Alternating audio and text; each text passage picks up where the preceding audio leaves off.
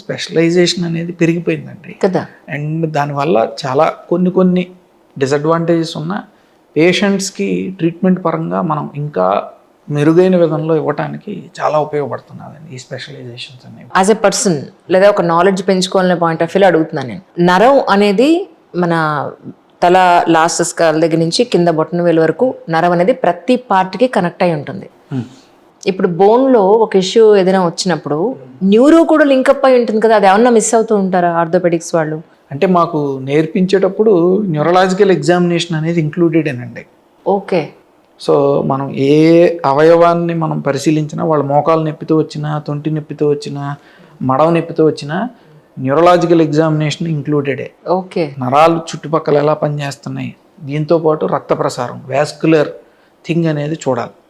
So almost 90% ఏ problem miss అవ్వకుండానే ఆ neurological ఎగ్జామినేషన్లో మేము పట్టుకోగలం అండి. ఓకే.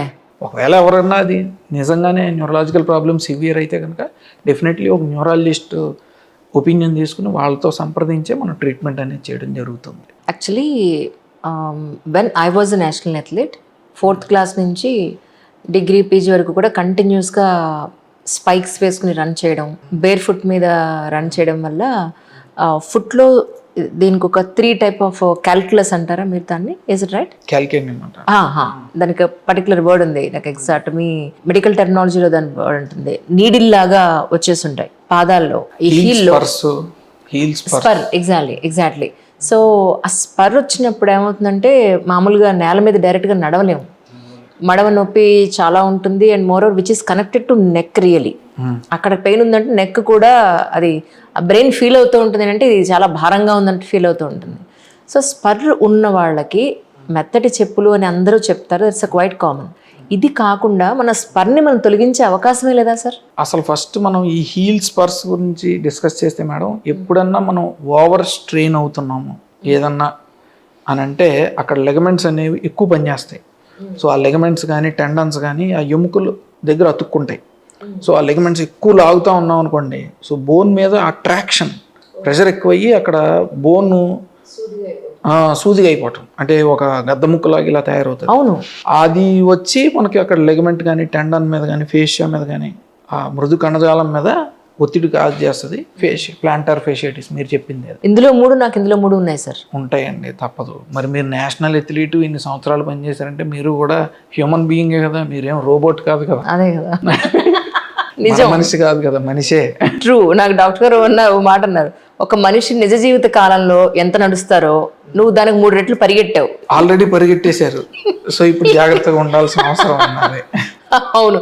అంటే కమింగ్ ఫ్యూచర్ లో స్పర్శ అనేవి మన స్కిన్ దాటి బయటకు వచ్చే అవకాశం ఉంటుంది, దాన్ని కంట్రోల్ చేయగలుగుతామా? అలా ఏంటంటే మనం జనరల్లీ యాక్టివిటీ రెస్ట్రిక్షన్ అనేది చేసుకుంటా ఉంటే ఆ స్పర్ ఉన్నా సరే అక్కడ ఆ స్పర్ వల్ల వచ్చిన సెకండరీగా ఇన్ఫ్లమేషన్ అనేది ఉంటుందండి, వాపు అనేది. అది తగ్గితే కనుక పెయిన్ అనేది తగ్గిపోతుంది.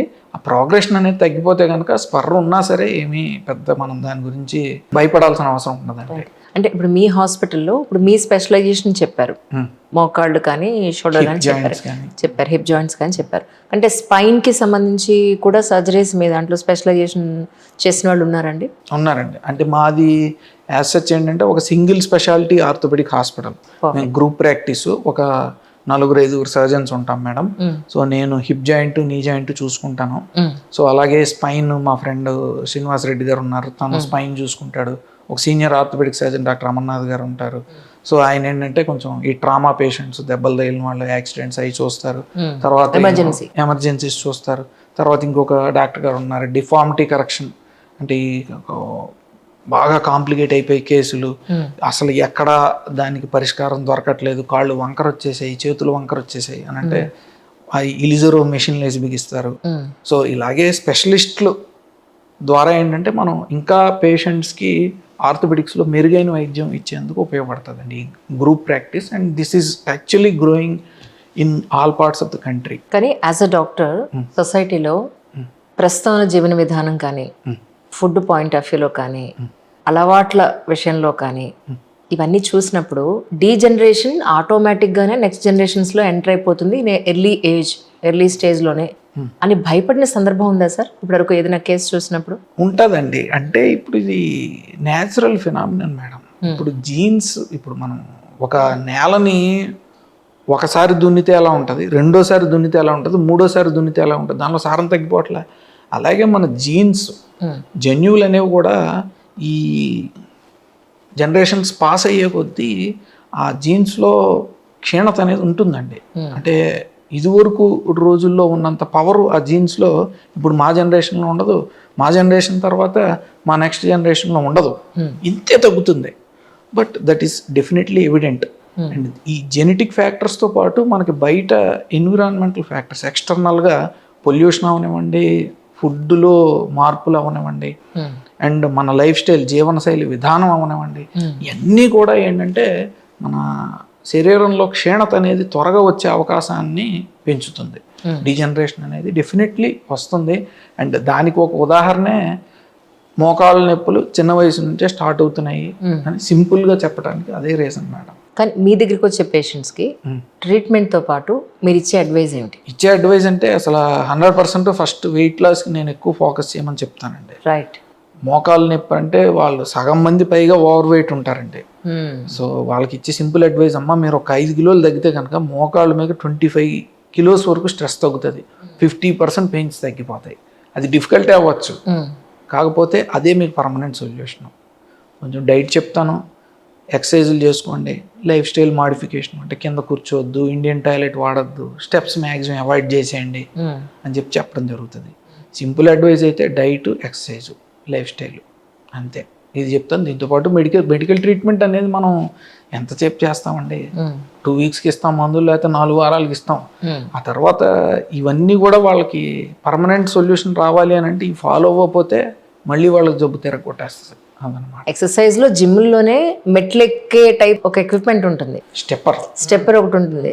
కానీ విడిగా ఏమో మెట్లెక్కద్దంటారు డాక్టర్లు ఒక ఏజ్ తర్వాత. జిమ్లోనేమో శుభ్రంగా ఎక్సర్సైజ్ చేయించేస్తారు. అసలు మెట్లు ఏ స్టేజ్లో ఎక్కకూడదు? మెట్లు అంటే ఇప్పుడు దీనికి ఏంటంటే సింపుల్ లాజిక్, మనకి మోకాళ్ళ నొప్పులు అనేవి స్టార్ట్ అవ్వనంత వరకు మెట్లు ఎక్కచ్చనే అడ్వైస్ చేస్తామండి. రైట్. ఇండియన్ టాయిలెట్ కూడా వాడచ్చనే చెప్తాం. బట్ వన్స్ మీకు నీ పెయిన్స్ స్టార్ట్ అయినా, నీ ఆర్థరైటిస్ అని డయాగ్నోజ్ అయినా, స్టెప్స్ అనేవి కంప్లీట్గా అవాయిడ్ చేయాలి. అండ్ జిమ్లో కూడా ఈ మీరు చెప్పేది ఏంటంటే 2-3 ఉంటాయండి. స్టెప్పర్ అనేది అవాయిడ్ చేయాలి, క్రాస్ ట్రైనర్ అని ఉంటుంది, అది కూడా స్టెప్స్ ఎక్కినట్టు ఉంటుంది కానీ క్రాస్ ట్రైనింగ్ అది చేసుకోవచ్చు. స్టెప్పర్ మాత్రం అది స్ట్రెస్ఫుల్గా ఉంటుంది యాక్టివిటీ. అండ్ ఈ ట్రెడ్మిల్స్ మీద కూడా ఇంక్లైన్ అంటే బాగా పైకి పెట్టుకుంటే మన క్యాలరీస్ ఎక్కువ ఖర్చు అవుతాయని చెప్పి వంకరగా పెట్టి పైకి అప్ హిల్ ఎక్కువ చేస్తూ ఉంటారు. అది కూడా అంత అడ్వైజబుల్ కాదు మేడం. ఫ్లాట్గా అయినా ఉండాలి, లేకపోతే కిందకైనా మనకి ఉండాలి. మీకు ఒక క్యాలరీస్ ఖర్చు అవ్వట్లేదు అని అంటే మేబీ మనం స్పీడ్ పెంచుకోవటమో లేదంటే ఎక్కువ సేపు చేయటమో చెయ్యాలి. బట్ అప్ హిల్ చేయటం అనేది అసలు అడ్వైజబుల్ కానే కాదు జిమ్లో అడ్వైజ్. బోన్ డీజనరేషన్ అనేది నేను ఎక్కువ ఈ మధ్య వింటుంది అంటే 30 ఏళ్ల నుంచే స్టార్ట్ అయిపోతుంది. సో డీజనరేషన్ని మనం ఫుడ్ ద్వారా కానీ ఎక్సర్సైజ్ ద్వారా కానీ మనం కొంతైనా కంట్రోల్ చేయగలుగుతామా? ఈ బోన్ డీజనరేషన్ ఇందాక అనుకున్నట్టు మనమే ఈ లేడీస్లో ఏంటంటే కొంత ఈ హార్మోనల్ ప్రాబ్లమ్స్ వల్ల పాలిసిస్టిక్ ఓవేరియన్ డిసీజ్, పీసీఓడీలని, లేదంటే ఎర్లీ మెనోపాజ్ సిమ్టమ్స్ అని, మెనోపాజ్ అనేది త్వరగా వచ్చేస్తుంది కొంతమందికి. సో అలాంటి వాళ్ళలో ఎక్కువ ఎర్లీగా చూస్తున్నాం మేడం. మేబీ మీరు చెప్పినట్టు ఏంటంటే డైట్లో 1200 milligrams ఆఫ్ కాల్షియం మెయింటైన్ చేసుకుని మనం లైఫ్ స్టైల్, జీవనశైలి విధానాన్ని మార్చుకుంటే మనం చాలా వరకు కంట్రోల్ చేసే అవకాశం అనేది ఉంటుంది. డైట్లో మనం ఇందాక అనుకున్నట్టు రాగి సంకటి, జొన్న, తర్వాత ఫ్రూట్స్లో మనం జాంకాయ, ఉసిరికాయ అట్లాంటివి తీసుకుంటా ఉంటే, అండ్ రోజు కూడా క్రమం తప్పకుండా కనీసం ఒక గ్లాస్ పాలు లేడీస్ అయితే కంపల్సరీగా పాలు తాగాలి, పెరుగు అట్లాంటివి మిస్ కాకుండా డైట్లో 1200 milligrams తీసుకుని విటమిన్ డి, మీరు ఇందాక అన్నారు విటమిన్ డితో ఉండాలి అని చెప్పి. సో మార్నింగ్ 30 minutes 30 నిమిషాలు మనకి సూర్యరశ్మి తగిలేలాగా మన లైఫ్ స్టైల్ని కనుక మనం అరేంజ్ చేసుకుంటే, అడ్జస్ట్ చేసుకుంటే చాలా వరకు బోన్ డీజనరేషన్ మనం దూరంగా ఉండొచ్చండి. ఒక నీ రీప్లేస్మెంట్ సర్జరీకి కానీ, హిప్ జాయింట్ రీప్లేస్మెంట్ సర్జరీకి కానీ సర్జరీ టైంలో మీకు ఎంతమంది టీం అవసరం పడతారు యాక్చువల్గా? ఇప్పుడు రోబోటిక్ సర్జరీ అని కొత్త వచ్చింది అన్నారు. రోబోటిక్ నిజంగా ఎంతవరకు చేస్తుంది? అంటే రోబోటిక్ మొత్తం చేసేస్తుందా, లేకపోతే అక్కడ డాక్టర్స్ ఎవరు అవసరం ఉండదా అనే డౌట్ కూడా చాలా మందికి ఉంది. రోబో చేసేది ఎంతవరకు, డాక్టర్స్ చేసేది ఎంతవరకు? అంటే ఈ రోబోటిక్ టెక్నాలజీ అనేది డాక్టర్ యొక్క ప్రెసిషన్ని, యాక్యురసీని, అంటే ఖచ్చితత్వాన్ని పెంచడానికి చాలా వరకు ఉపయోగపడుతుందండి. డాక్టర్ని రీప్లేస్ చేసేందుకు కాదు, రైట్, సర్జన్ని రీప్లేస్ చేసేందుకు కాదు. రైట్. అండ్ ఇప్పటికీ కూడా patients need human touch. Doctor council చేస్తేనే, నేను నా పేషెంట్ని కౌన్సిల్ చేసి వాళ్ళకి ధైర్యం చెప్తేనే వాళ్ళు ఆపరేషన్ థియేటర్లోకి వెళ్తారు. రైట్. పుట్ట రోబో చేసేస్తుంది నేను ఉండను అని అంటే 90% ఆఫ్ పేషెంట్స్ ఒప్పుకోరండి. They need that human touch. So robot అనేది మన యొక్క ప్రెసిషన్ని, యాక్యురసీని, ఖచ్చితత్వాన్ని పెంచడానికి ఉపయోగపడుతుంది. మీరు అడిగినట్టు జనరల్గా ఒక సర్జరీలో ఏంటంటే ఒక సర్జను, ఒక అసిస్టెంట్ సర్జను, ఒక టెక్నీషియన్, ముగ్గురు అనేది ఉంటారు.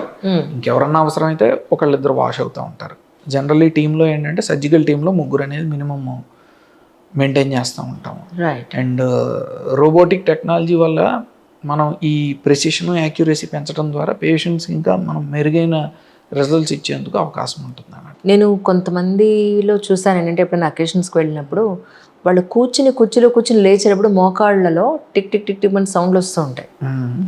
వాళ్ళు కింద కూర్చుని భోజనం చేసినప్పుడు, లేచేటప్పుడు. కానీ మా ఫ్రెండ్ వాళ్ళ మదర్ కూడా అడిగితే ఏమోను ఇలాగే సౌండ్ వస్తుంది అని అనేవాళ్ళు. నిజానికి ఆవిడ అంటుందంటే బోన్ మొత్తం గొల్లైపోయిందేమో అందుకే సౌండ్ వస్తుందని అంటారు ఆవిడ. డాక్టర్ చూపించుకుంటే ఏం ప్రాబ్లం లేదని అంటారంటే, మరి ఎందుకు వస్తుంది సౌండ్, ఊరికి ఎందుకు వస్తుంది అనేది నా డౌట్. అలాగే ఎందుకు వస్తుంది, యాక్చువల్లీ ప్రాబ్లం ఏమై ఉంటుంది సార్? ఈ మోకాళ్ళలో సౌండ్స్ రావడానికి, ఏదన్నా అసలు జాయింట్స్లో సౌండ్స్ రావడానికి ఒకటే పొజిషన్లో మనం ఎప్పుడైనా కూర్చుని పోయాం అనుకోండి, మన జాయింట్లో ఉన్న ఫ్లూయిడ్లో కొన్ని గ్యాసెస్ ఫామ్ అవుతాయి, ఒకటే పొజిషన్లో ఉంటాయి. ఆ వాల్యూమ్ అలాగే స్టక్ అయిపోయి సడన్గా మనం పొజిషన్ చేంజ్ చేసినప్పుడు ఏమవుతుందంటే ఆ గ్యాసెస్ అనేవి బబుల్స్లో ఫామ్ అయ్యి టక్మన్ బ్రేక్ అవుతాయి. సో చాలా మందిలో అది రీజను. అది కాకుండా ఉంటే కనుక నొప్పి లేదు, ఏమీ లేదు అని అంటే అది మెయిన్ రీజను. నొప్పితో వస్తుంది అని అంటే డెఫినెట్లీ జాయింట్లో ఆర్థరైటిస్, అంటే అరుగుదల అనేది స్టార్ట్ అయిందని మనం అనుకోవాలి అన్నమాట. సార్, థైరాయిడ్ ఉన్న వాళ్ళకి లేదా షుగర్, బీపీ ఉన్న వాళ్ళకి మూడింటిని సెగ్రిగేట్ చేసి చెప్పండి. అంటే బోన్లో డీజనరేషన్ ఫాస్ట్గా వచ్చే అవకాశం ఉంటుందా?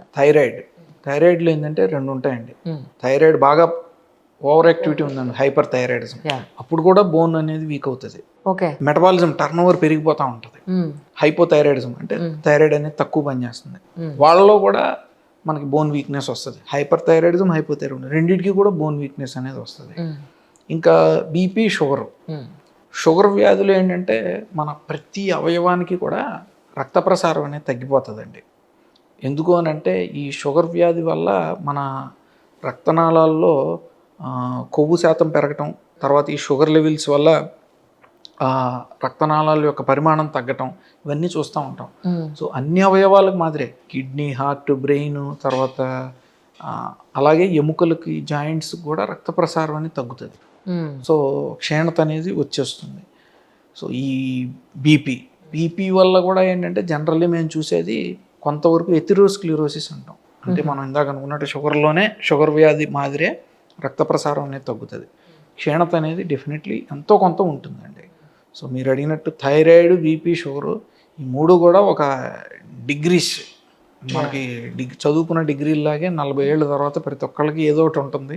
ఈ డిగ్రీల వల్ల ఎముకలు, కీళ్ళ సమస్యలు కూడా సెకండరీగా వచ్చేస్తున్నాయి. సార్, ఈరోజు మీకు ఇక్కడ హైదరాబాద్లో కాన్ఫరెన్స్ జరిగింది కదా, అందులో విశేషములు ఏమైనా తెలుసుకునే ఉన్నాయి మేము? అంటే చాలా స్పెషలైజ్డ్ ట్యూబులర్ విజన్ కాన్ఫరెన్స్ అండి అది. ఓకే. అంటే ఏంటంటే ఈ షోల్డర్ జాయింట్లో, అంటే భుజం కీల్లో మనకి రొటేటర్ కఫ్ అనే ఒక స్నాయువు ఉంటుంది. అంటే ఒక 4 మజిల్స్ ఉంటాయి. అవి కట్ అయితే దానిలో ట్రీట్మెంట్ విధానాలు ఏ విధంగా ఉంటాయి, అండ్ దాని గురించి కాంప్లికేటెడ్ సర్జరీస్ గురించి వాళ్ళ కాన్ఫరెన్స్ అనమాట. ఈ రొటేటర్ కఫ్ ప్రాబ్లమ్స్ అనేవి జనరల్లీ మనం ఏదైనా దెబ్బ తగిలినప్పుడు వస్తూ ఉంటాయి, లేదంటే వయసు పెరిగిపోయిన తర్వాత వస్తూ ఉంటాయి. ఇందాక మీరు అన్నట్టు షుగర్ వ్యాధులు చూస్తూ ఉంటాము. సో అట్లాంటి వాళ్ళలో ఎటువంటి సర్జరీస్ చేయాలి, రిజల్ట్స్ ఎలా ఉంటాయి, ఈ రొటేటర్ కఫ్ టేర్ ప్రాబ్లమ్స్కి అనేది అంశం అన్నమాట. డాక్టర్స్లో చాలామంది ఎవరికి వాళ్ళు వాళ్ళ క్వాలిటీ ఫోన్లో వీడియోలు రికార్డ్ చేసి యూట్యూబ్ ఛానల్ వాళ్ళే ఓపెన్ చేసి పెట్టేస్తూ ఉన్నారు. అవును మేడం. వీటి అవసరం నిజంగా ఉందంటారా ప్రస్తుతానికి? యాక్చువల్లీ ఒక బ్రాడ్ మా పర్స్పెక్టివ్లో చూస్తే సోషల్ మీడియా అనేది మనకు నిజంగానే ఒక వరం కిందే నేను చెప్తానండి. చాలా మంచి మాధ్యమం, కరెక్ట్ చెప్పాలి, కరెక్ట్గా యూటిలైజ్ చేసుకుంటే ప్రతిదానికి మనం పాజిటివ్ ఉంటుంది, నెగిటివ్ ఉంటుంది, ఇందులో అసలు అనుమానమే లేదు. కరెక్ట్. అండ్ మాకు యాజ్ డాక్టర్స్ ఏంటంటే సింపుల్ లాంగ్వేజ్లో చెప్పాలంటే మాకు హ్యారిసన్ టెక్స్ట్ బుక్ ఉందనుకోండి, జనరల్ మెడిసిన్కి ఒక పెద్ద గ్రంథం. భగవద్గీత ఎలాగో మనకి హిందూలో అలాగో మాకు హ్యారిసన్ అండ్ టెక్స్ట్ బుక్. ఇప్పుడు ఒక పేషెంట్ ఏదైనా కంప్లైంట్ గురించి తెలుసుకోవాలి అని అనుకుంటే ఆ టెక్స్ట్ బుక్ని చదివితే ఆయనకి అర్థం కాదు కదా. కరెక్ట్. అది కాబట్టి అదే ఒక డాక్టర్ దాన్ని చదివి ఒక పేషెంట్కి సింపుల్ లాంగ్వేజ్లో ఎక్స్ప్లెయిన్ చేస్తే ఎంత చక్కగా ఉంటుంది.